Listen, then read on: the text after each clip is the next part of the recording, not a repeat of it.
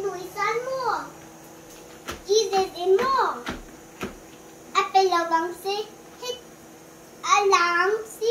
Trong trai lai khan engtin moi naw kha lo nuya shil ro inaw kha zil ro. Nokte. Trong trai lai nui lo tur ti la. Trong trai lai ka mo. Nui lak tur. Inuisan mo. Aladi don sin Jesus. San mo. Pana apelawang bana yan. Pan ita still akalang sabab itong try laksan mo. Chizin mo. Saba apede yang saba.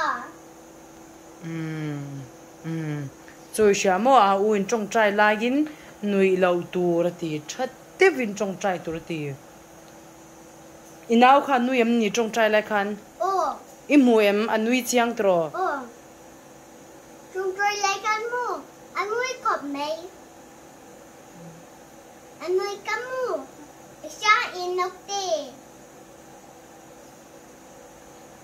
trong try lai mo nui lâu tuổi ring nui lâu tuổi sak taking mo trong try tura ading ni diklawano adi khop mai chu a u ina zil che ni chui shem trong trai lai khan in so I don't engti khuna nge trong trai tur kha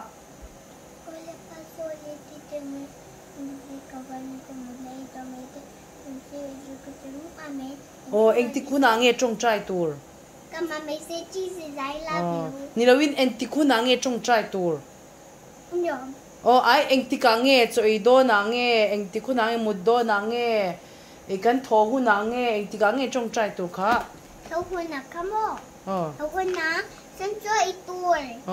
so hu na po trong trai tur tro muddo na po niem adik nge dik lo zi nga po trong trai tur tro engti khuna po trong trai tur tro engti khuna mo trong trai tur eng lai po inami engti khuna mo In laya.